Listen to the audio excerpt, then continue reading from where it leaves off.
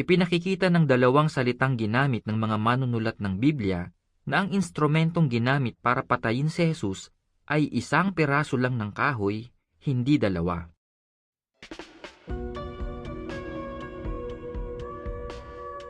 Nasa iyo na talaga lahat eh. Mayabang, hambog, tanga, bobo. Baka si kabunok walang alam sa Biblia, hindi niya naunawaan ang kanyang binabasa. Kaya ayaw mong pakita ng mukha kasi wala kang Amerikana, wala kang barong. Ano?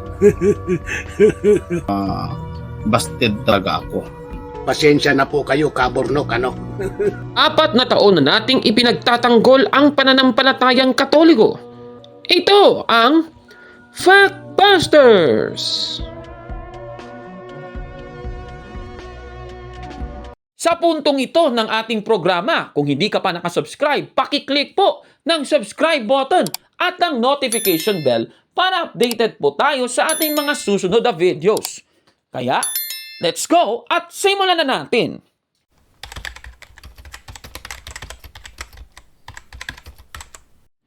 Magandang araw mga kapatid and welcome na naman sa isang episode ng Factbusters PH.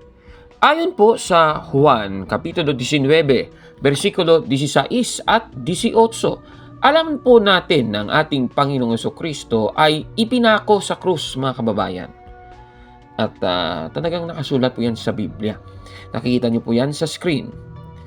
Sa ating episode ngayon, tatalakayin natin ang pahayag ng isang video ng isang YouTube channel mga kapatid na tataliwas dito po sa nakasulat na ito sa Biblia na si Kristo ay ipinako sa krus. Ito pong YouTube channel na Pinoy Historian na as of recording ay may mahigit na 5,000 subscribers mga kababayan. Ano ba ang pahayag ng video ng Pinoy Historian YouTube channel tungkol sa ating Panginoong Jesucristo? O eto, panoorin po natin. Jesus ba ay namatay sa krus? Ang sinasabi ng iba. Pinatay ng mga Romano si Jesus sa pamamagitan ng pagbitin sa krus na gawa sa 2 piraso ng kahoy. Ang sabi ng Biblia, si Jesus ay ibinitin sa poste hanggang sa mamatay. Gawa 5:30, Biblia ng Sambayanang Pilipino. Ipinakikita ng dalawang salitang ginamit ng mga manunulat ng Biblia na ang instrumentong ginamit para patayin si Jesus ay isang piraso lang ng kahoy, hindi dalawa. Ayon sa crucifixion in antiquity, ang ibig sabihin ng salitang Grego na stauros ay isang poste sa pinakamalawak na kahulugan. Hindi ito katumbas ng krus. Ang salitang cylon na ginamit sa gawa 5:30 ay isa lamang patindig na istaka o tulos kung saan ipinako ng mga Romano ang mga sinasabing pinatay sa krus. Iniuugnay rin ng Biblia ang paraan ng pagpatay kay Jesus sa kautusan para sa sinaunang Israel. Itinakda ng kautusan, kung ang isang lalaki ay magkaroon ng isang kasalanang nararapat sa hatol na kamatayan at pinatay siya at ibinitin mo siya sa isang tulos, yaong nakabitin ay isang bagay na isinumpa ng Diyos. Deuteronomio 21, 22 at 23. Tinukoy ni Apostol Pablo ang kautusang iyan nang isulat niya na si Jesus ay naging isang sumpa na kapalit natin sapagkat nasusulat, isinumpa ang bawat tao na nakabayubay sa tulos, cylon. Galatia 3:13. Kaya ipinakita ni Pablo na si Jesus ay namatay sa tulos sa isang piraso ng kahoy. Pinatay nila siya nang ibitin siya sa punong kahoy. Gawa 10:39, Biblia ng Sambayanang Pilipino. Ayan, so napanood po ninyo ang video ng Pinoy Historian. At ayon po sa kanila, si Kristo ay hindi ipinako sa krus, kundi sa poste. Ay grabe naman itong pahayag nilang ito mga kababayan. Tanong, totoo ba ito mga kapatid? Susuriin natin yan mga kababayan. Alam niyo po, ang nagpauso po ng ganitong argumento ay ang mga taga-saksi ni Jehovah. Katunayan, dito po sa aklat nila na you can live forever in paradise on earth na isinulat po ng Watchtower Bible and Tract Society of Pennsylvania, 1982 edition. Sa page 170, nakikita nyo po sa screen, ang larawan. Ayan, no, yung larawan ni Kristo na may dalawang kriminal sa kanyang kaliwa at kanan, mga kababayan. At pansinin po na si Kristo ay hindi ipinako sa krus, kundi sa poste. At kung mapapansin, yung formata ni Kristo dito ay parang si April Boy Regino. Ayan, no? May kahawig talaga, no? At naalala ko yung kanta niya habang ginagawa niya ito. Ano nga yun? O, diba? So, yan talaga, no? Medyo magkakahawig, ano? So, sige. So, sa ating episode ngayon, tatalakay natin kung posible kaya ang kanilang argumento na hindi po sa krus, kundi sa poste, namatay ang ating Panginoong Jesucristo. Sige nga, susuriin na nga natin. Okay, so pansinin po mga kababayan ang larawang ito natin pinakita kanina. Pansinin na sa dalawang kamay ni Jesus ay may isang pako, mga kababayan, na ginamit para dyan po ituhog, mga kababayan, sa kamay yung pako, mga kapatid. Sige, so tanong. Ayon po sa Biblia, posible ba na may isang pako lamang sa kamay ni Kristo habang nakapako siya sa poste? Susuriin natin yan. Babasahin natin ang Juan, Kapitulo 20, versikulo 25. Ganito po ang ating mababasa. Sumagot si Tomas, "Hindi ako maniniwala hanggat hindi ko nakikita ang mga butas ng mga pako sa kanyang mga kamay, at hanggat hindi ko nailalagay ang aking daliri sa mga iyon, at nahahawakan ang kanyang tagiliran." Ayon po sa ating nabasa, ang sabi, ang mga butas ng mga pako sa kanyang mga kamay. Ibig sabihin, sa kanyang mga kamay, may mga pako na ginamit. Di po may pako, yung nakasulat, may mga pako. Ibig sabihin, nails. Ano? Nails. Hindi po nail. O, diba? So, yan po. Ibig sabihin, hindi po isang pako ang ginamit para ituhog sa mga kamay ni Kristo, kundi dalawa. Kaya tama po na si Kristo ay ipinako sa krus. Kasi nga, sa mga kamay ni Kristo, may mga pako. Dalawang pako po yun, di ba? So, kung dalawang pako, tugmang-tugma po sa nakasulat sa Biblia. Kaya tama talaga na sa krus ipinako ang ating Panginoong Jesucristo at hindi po sa poste, mga kapatid. At alam naman po natin, mga kapatid, sa krus ay may karatula. Mababasa po natin sa Juan, Kapitulo 19, versikulo 19. Ganito po ang mababasa natin. Gumawa si Pilato ng isang karatula at inilagay sa krus. Ganito ang nakasulat. Si Jesus na taga Nazaret, ang hari ng mga Hudyo. Dito po sa ating nabasa, may binabanggit na isang karatula at yan po ay inilagay sa krus.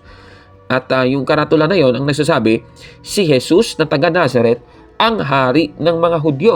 Dito nga sinasabi na inilagay sa krus pero hindi sila naniniwala. Pero tandaan natin, may binabanggit po na karatula. Okay, sige.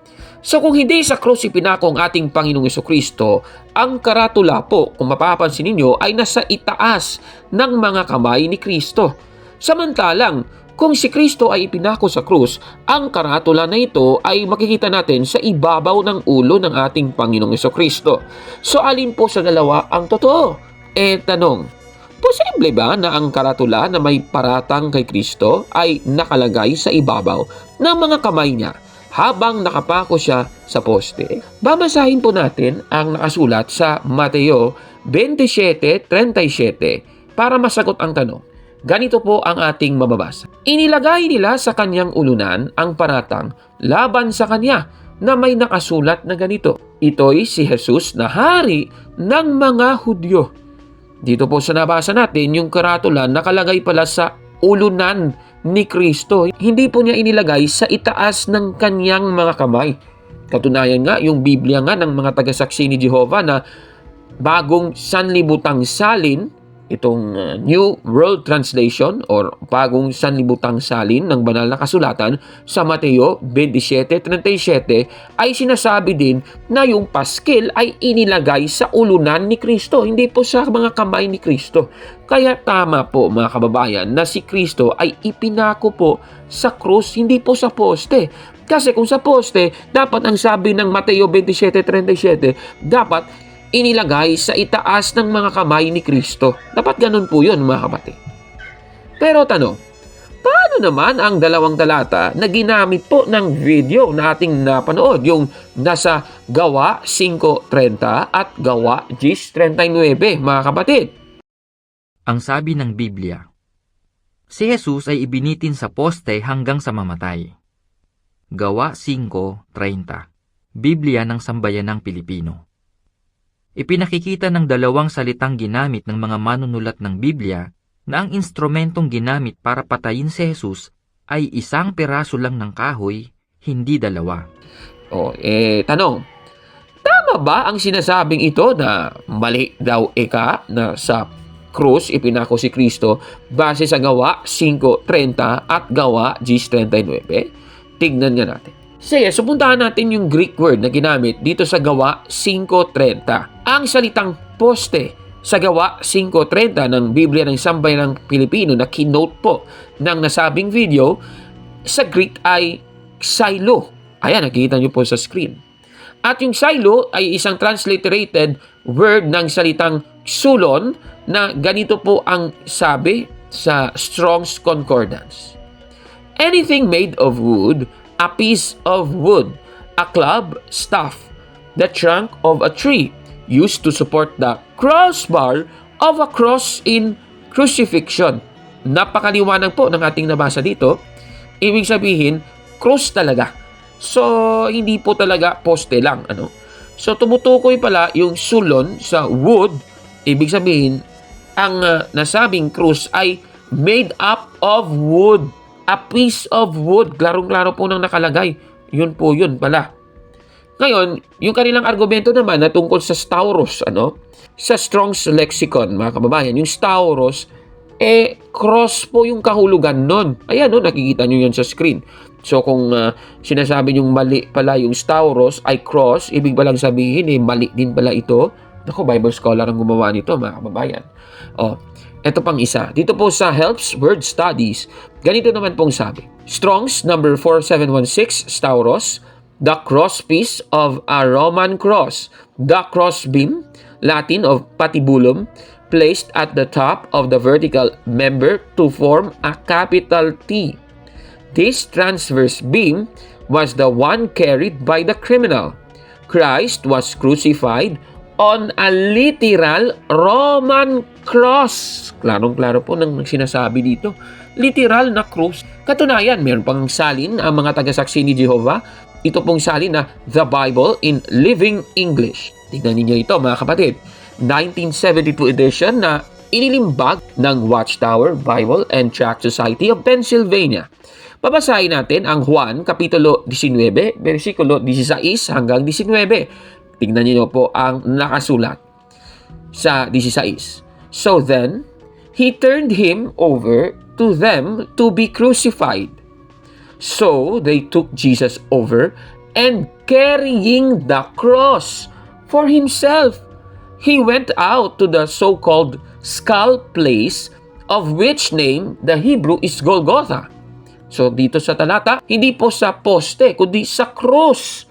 Yung binibitbit ni Kristo, cross po yun. Ituloy natin sa 18. Where they crucified him, and with him 2 others, one on each side, and Jesus in the middle. And Pilate also wrote a sign and put it on the cross.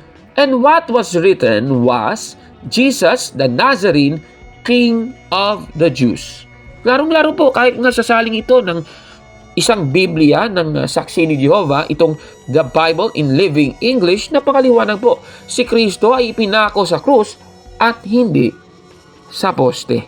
Kaya ang sinasabing ito ng vlog ng Pinoy Historian, ipinakikita ng dalawang salitang ginamit ng mga manunulat ng Biblia na ang instrumentong ginamit para patayin si Jesus ay isang piraso lang ng kahoy, hindi dalawa. Busted! Yan! Napakaliwanag na mali, mga kababayan. Kaya huwag na po tayong lumabag pa sa sinasabi ng banal na kasulatan. Huwag po tayong gumawa ng fake news. Si Kristo po ay tunay na ipinako sa krus, mga kababayan, at hindi sa poste. Kasi kung sa poste, talagang parehas sila ni April Boy Regino niya. Nako naman. Ano po masasabi ninyo sa ating episode ngayon? Paki-comment po sa baba, mga kapatid. At kung like mo ang video na ito, paki-smash ng like button at mag-subscribe sa ating YouTube channel, Factbusters PH. Kaya, wag maniwala sa sabi-sabi. I-check mo na kung fact nga talaga. Hanggang sa susunod na episode, ako po si Kabornok. At ito ang Factbusters. Naku ha, grabe naman kayo. Si Kristo ginawa yung April Boy Regino. Kulang na lang, mamimigay siya ng cap at saka jacket ha. Naku ha. Mga kapatid, magandang araw po. At kapayapaan ay maghari sa ating isipan at sa ating puso. At follow and subscribe, Factbuster PH at The Beloved Catholic sa Facebook page ni Kabornok. At abangan nyo si Kabornok. No? Dahil marami siyang i-reveal na mga maling aral at matutuhanan natin ang katotohanan. Dahil ang katotohanan ay magbigay sa atin ng tunay na kalayaan. God bless! I am Catholic. I am